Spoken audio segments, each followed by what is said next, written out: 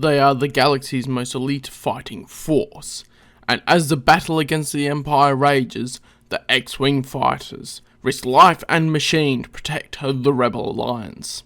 Now they must do the impossible, capture a hostile, fortified world on their own. X-Wing, the Bacta War.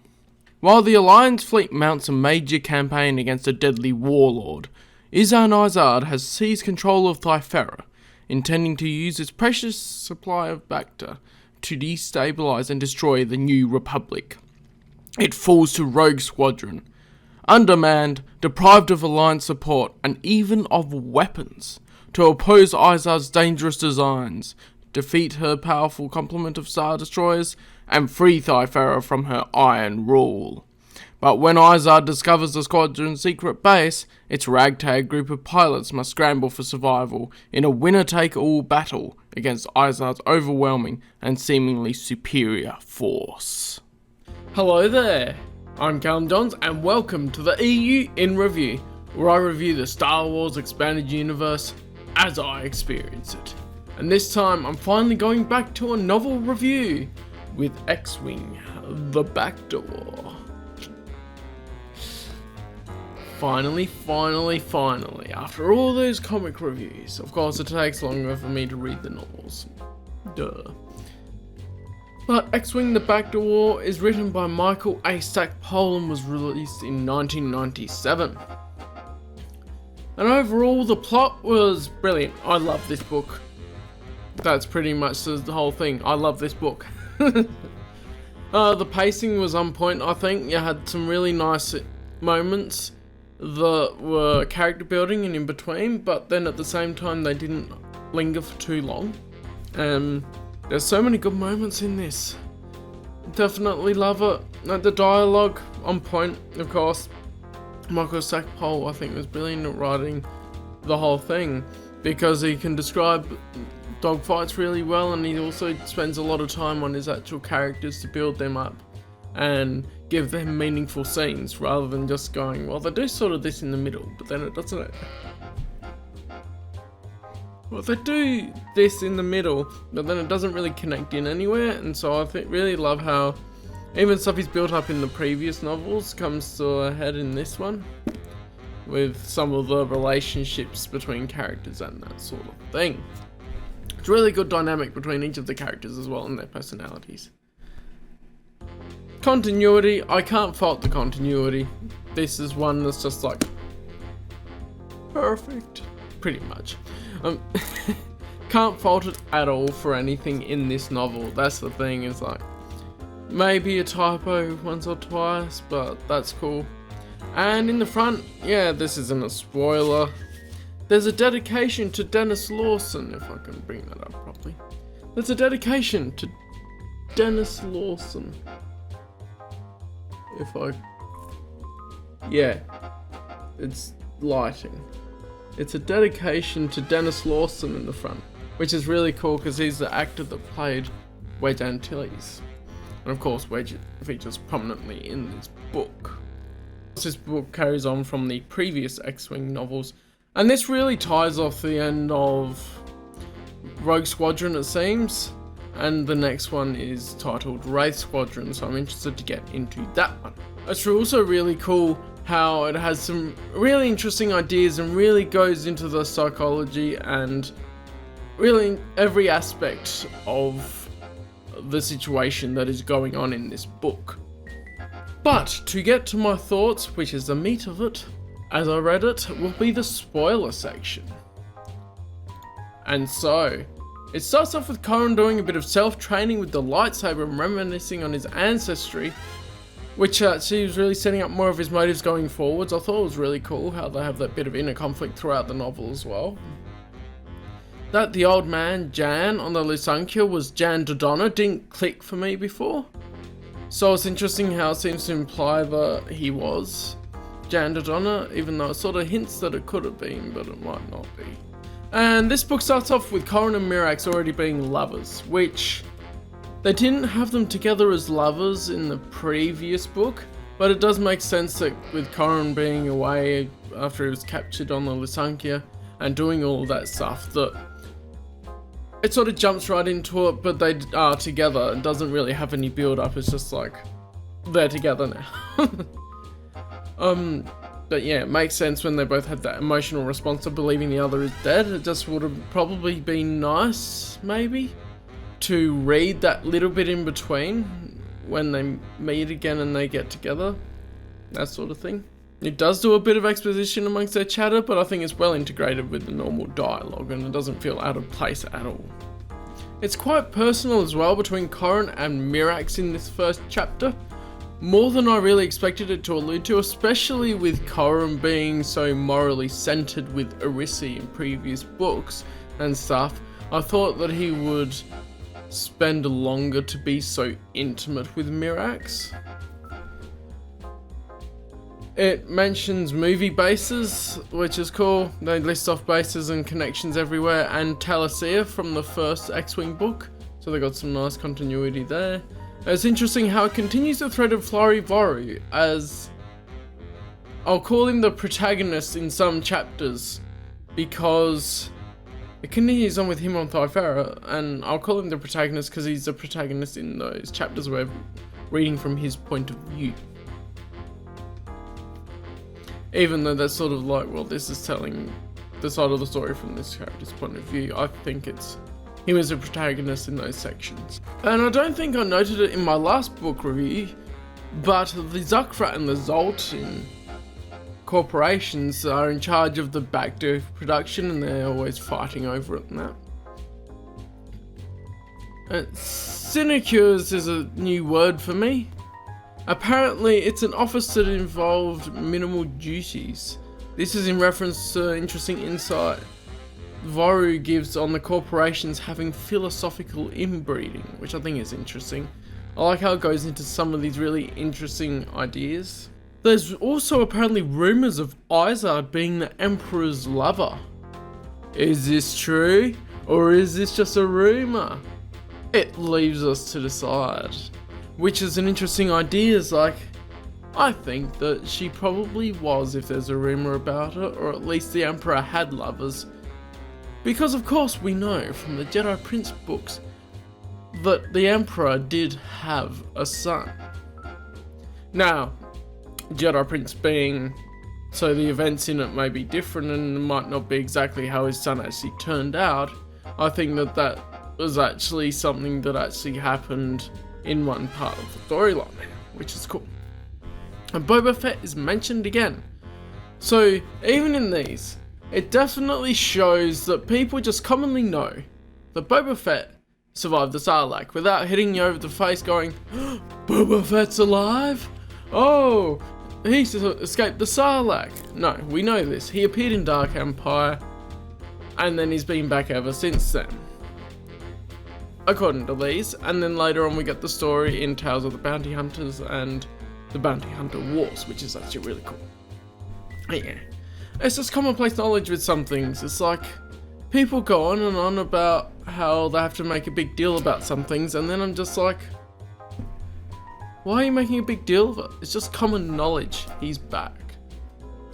Actually, if anything, people have to be wary because Boba's back.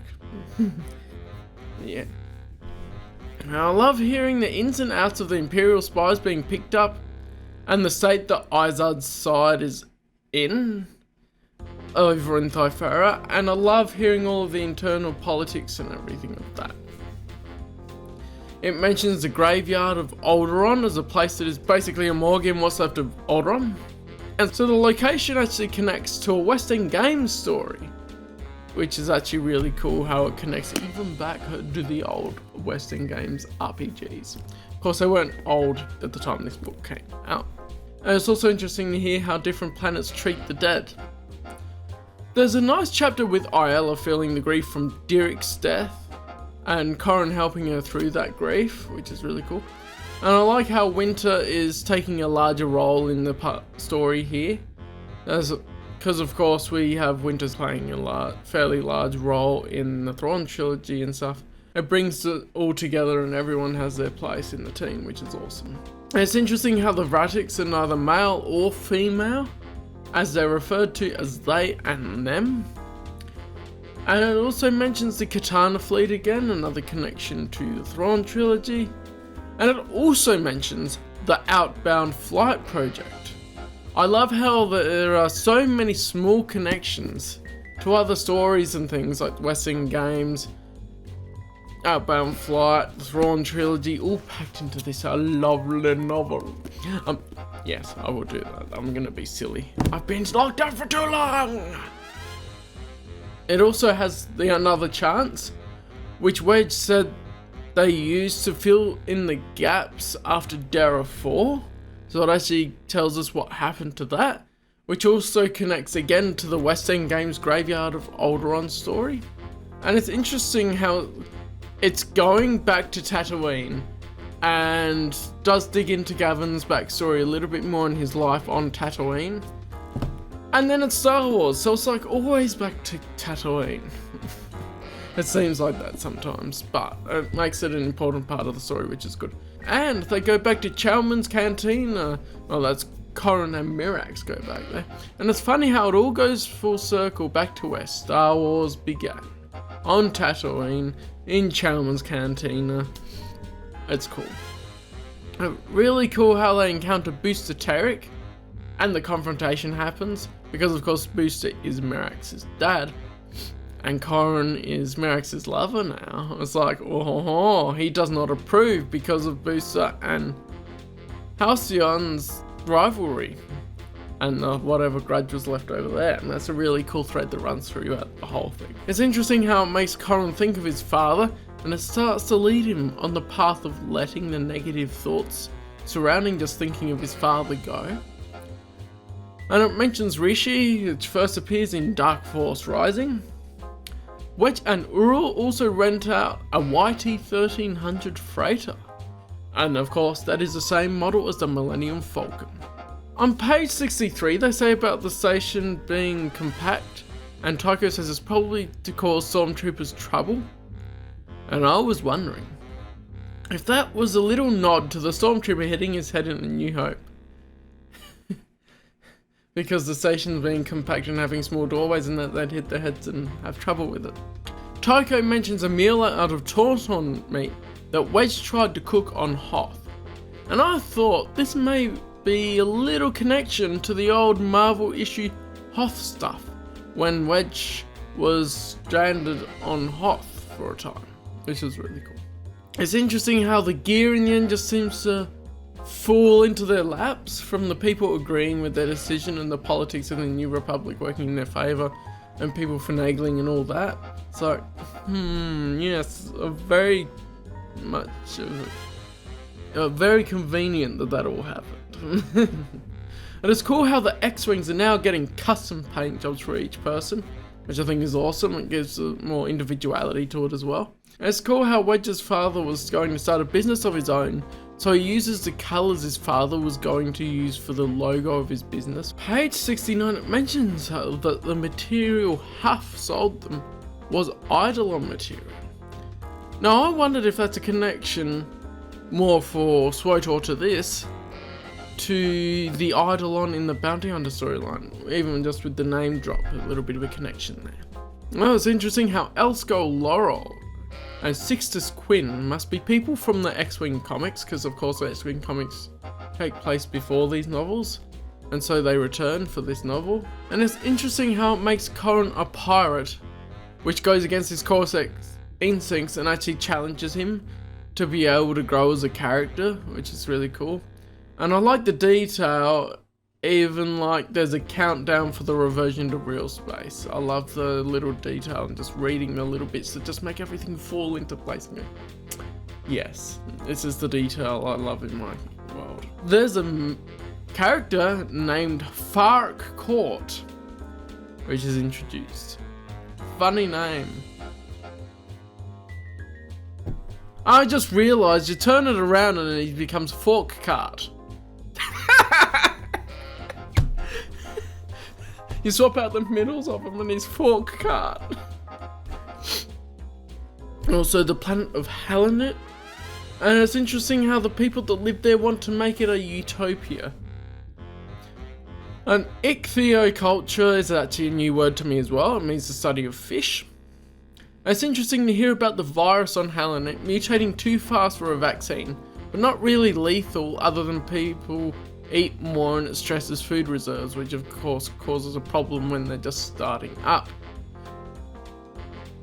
And it's interesting how this introduces the Aldronian returns, people ritualizing the return to the blown up Aldron and doing their own little bit of a ritual to mourn the dead or mourn the blowing up of Aldron, which I thought was a really cool addition. Love how it goes into Tycho's family as well and what happened there. And it's nice how it officially establishes Tycho and Winter are together.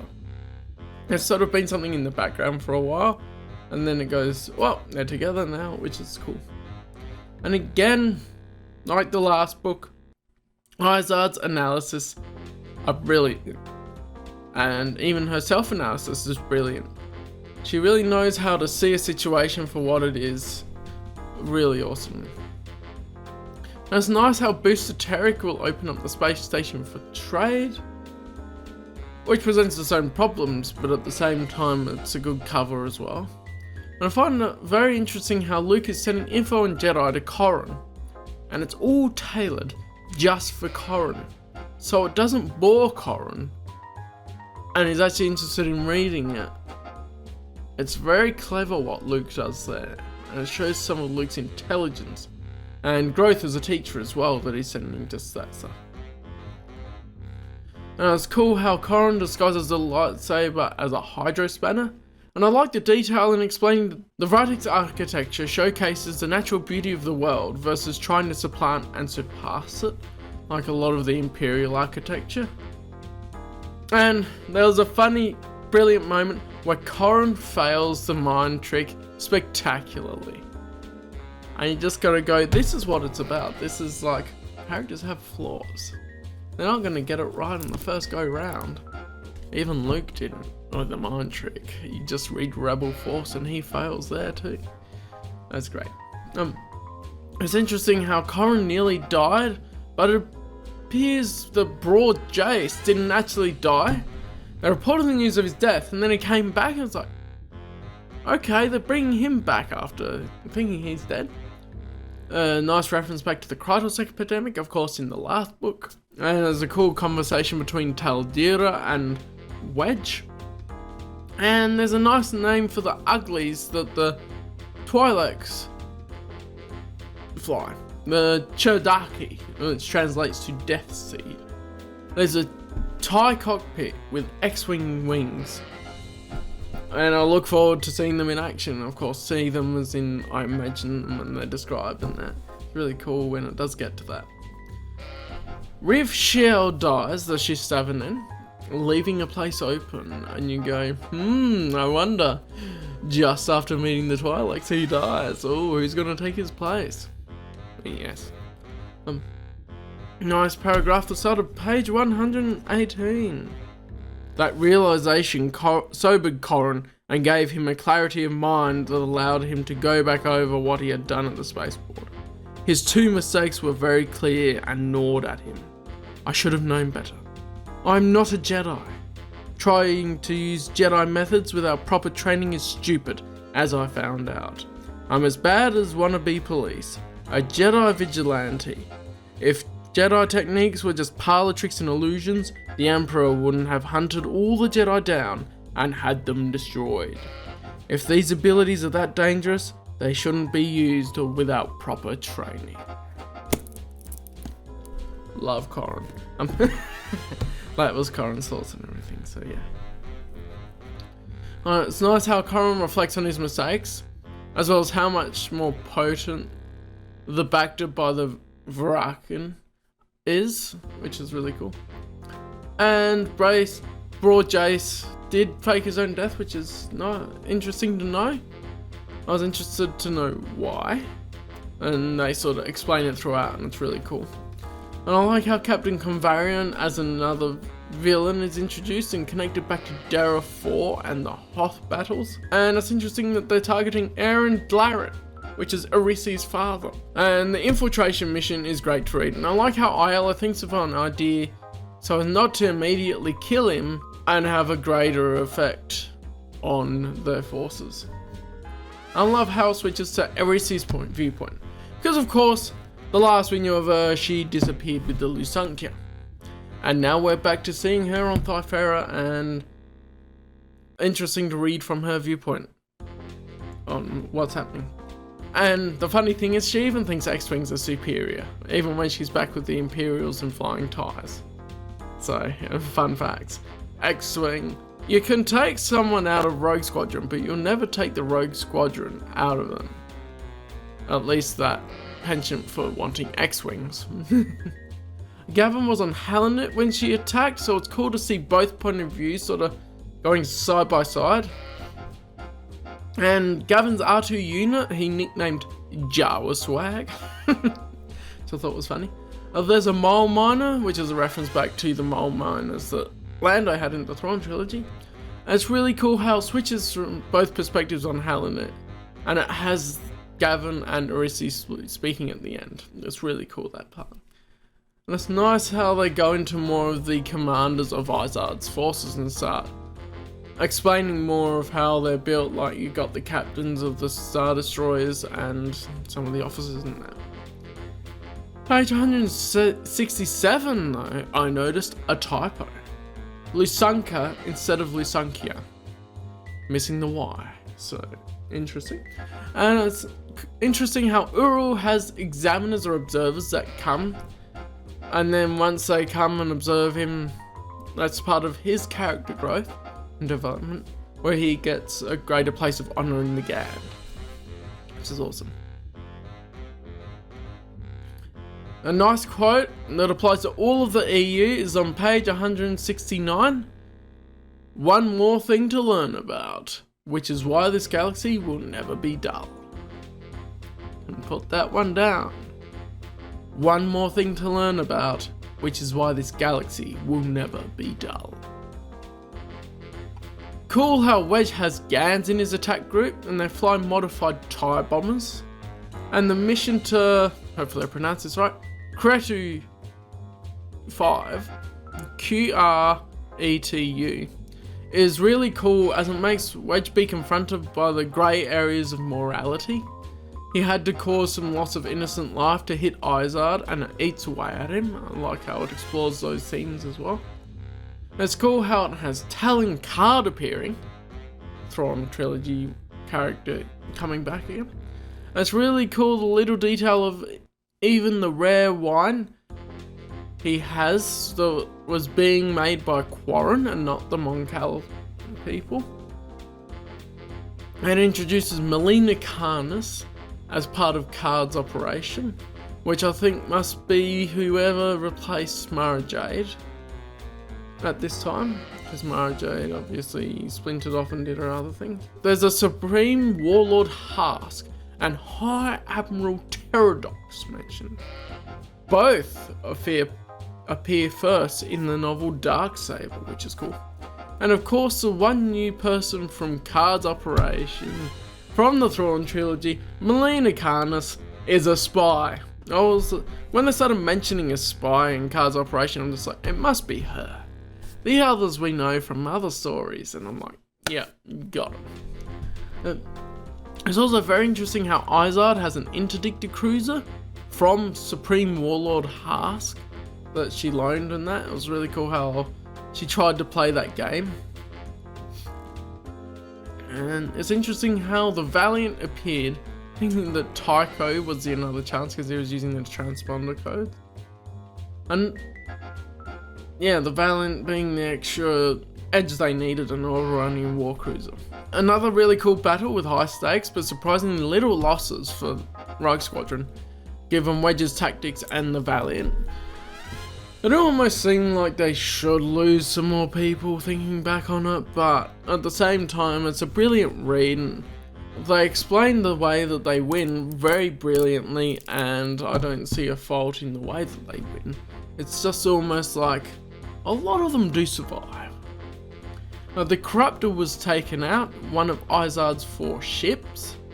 That includes Lusankya as the Super Star Destroyer. And it's interesting how it gives Sate Pesage's fate, as well as explaining why Warlords only appeared after 6 months after the Battle of Endor. Now this is in page 206.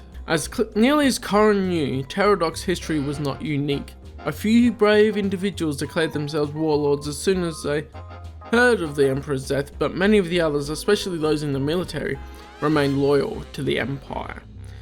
Passage, an Imperial advisor, held power for 6 months until a cabal of Imperial advisors ousted him from power. Most of the military backed his group because it seemed disposed to taking action. It was only after Izan Izard supplanted them that members of the military began to grab for power themselves. Even so, a fair number of military leaders and politicians proclaimed their loyalty to the Empire until Coruscant fell. And so we get a couple of warlords appearing, but not as many as later on, and that is explained by Passage holding power over most of the Empire until Izan Izard supplanted him, which is really cool.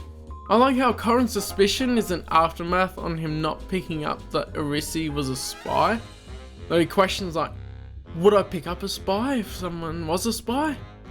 That's really good how he goes through the character moments of doubting himself. It's cool that Arunum will be the captain of the Valiant.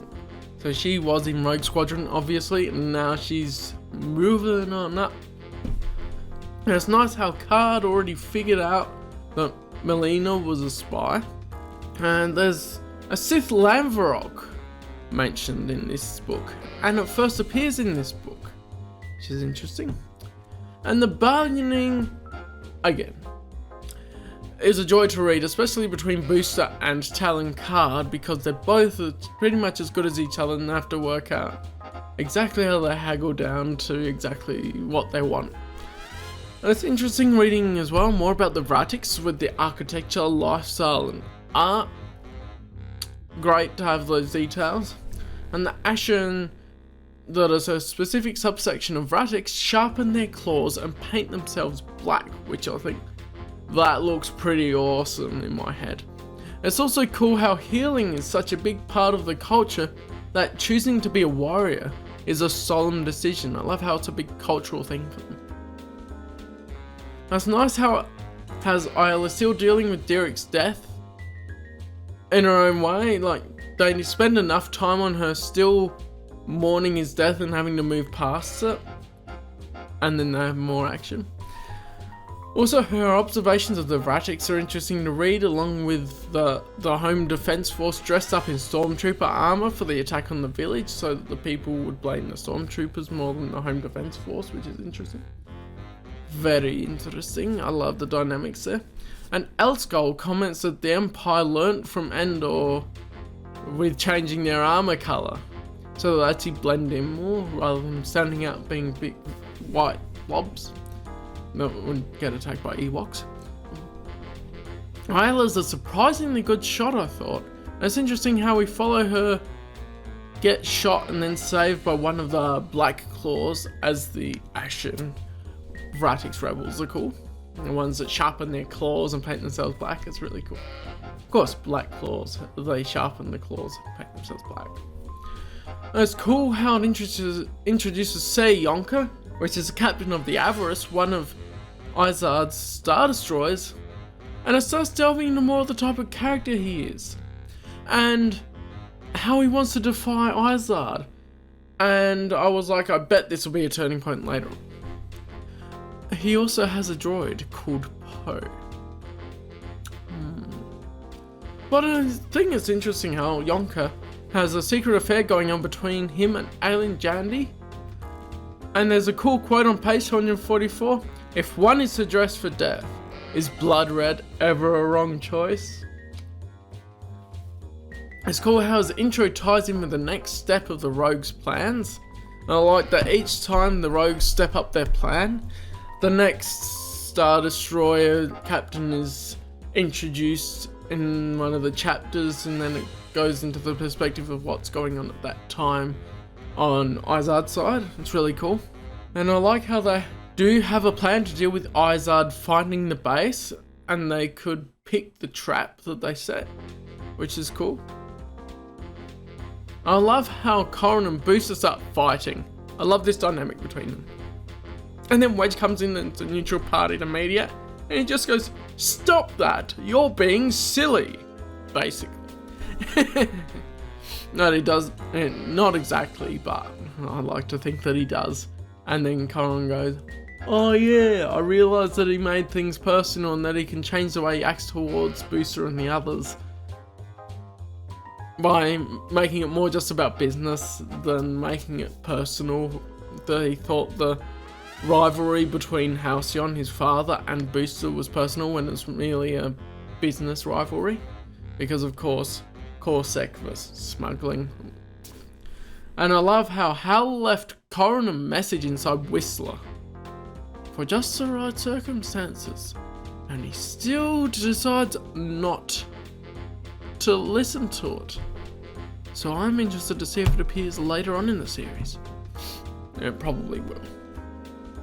It's interesting how Carnus is kept at the station, as well as she had a YT-1210 freighter, which first appeared in a short story called Counter-Strike, published in Star Wars Adventure Journal number 8.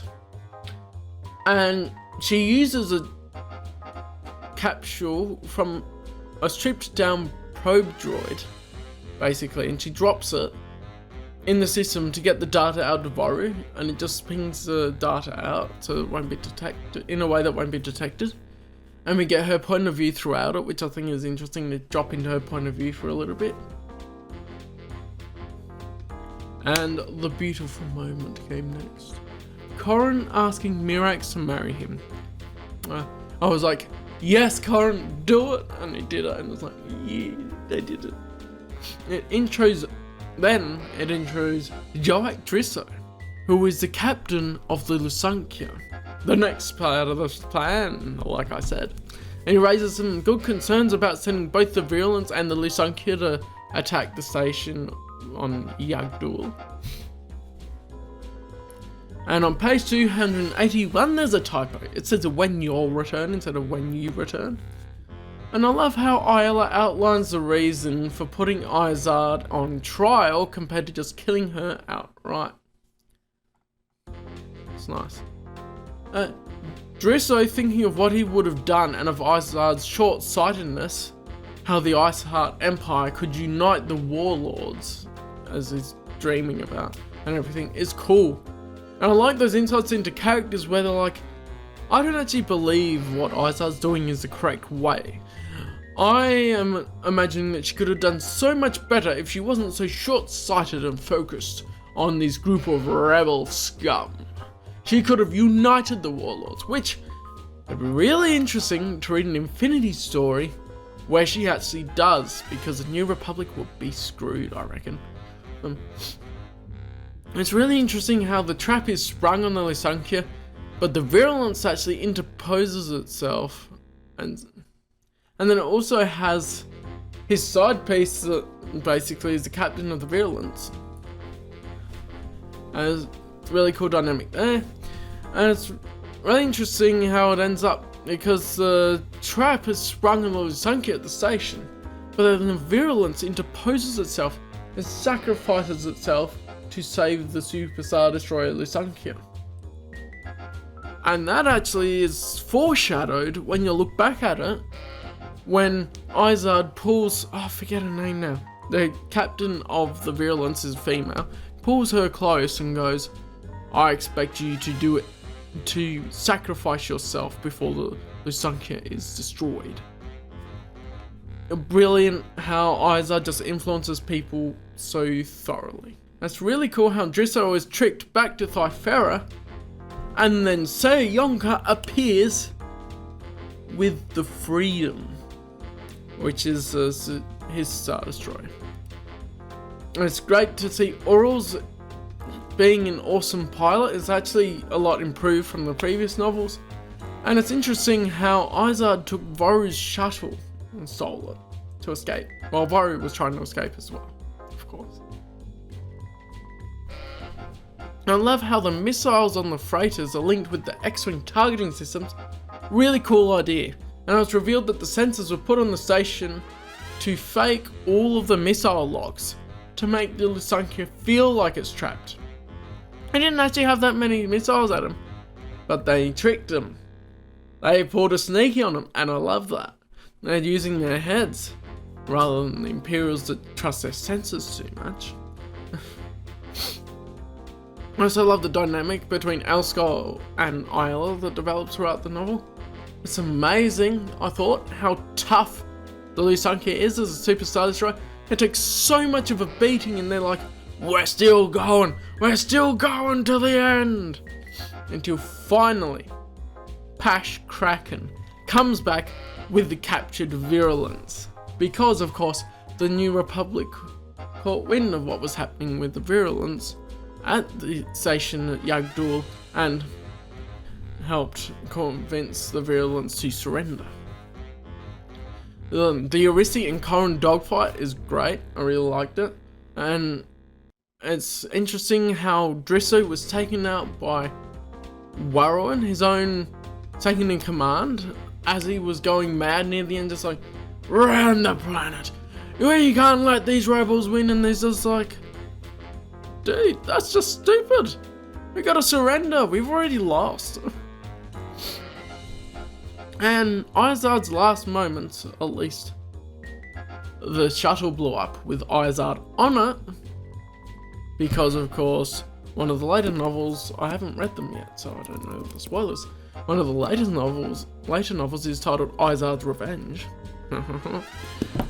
Last moments, supposedly, because the shuttle blew up, was suspenseful and had me questioning if she'd actually get away near the end. I was like, after all of that, you have to catch her. Get her. Now, they may have pulled a sneaky because of that book title I've seen, but it's really interesting how it does that. And another point of interest is how the prisoners were shipped out rather than being kept at the Lusankya. And so this ends up, in the end, being like, alright, we're all gonna help out with the mission to be able to find all of the prisoners that were on the Lusankya and free them. And I like how Ural makes progress and becomes Jabuin. I think that's how you pronounce it. That's a high honor in the Gand, and he can refer to himself with the pronoun I. Because when someone has such an honor in the Gand, it's when they're using the pronoun I that they're assuming that everyone knows who you are. Which is really interesting way the Gand have it, and how I was explaining in the previous novel with him using his last name or his first name, depending on how well he felt he'd done and his status, basically, his social status.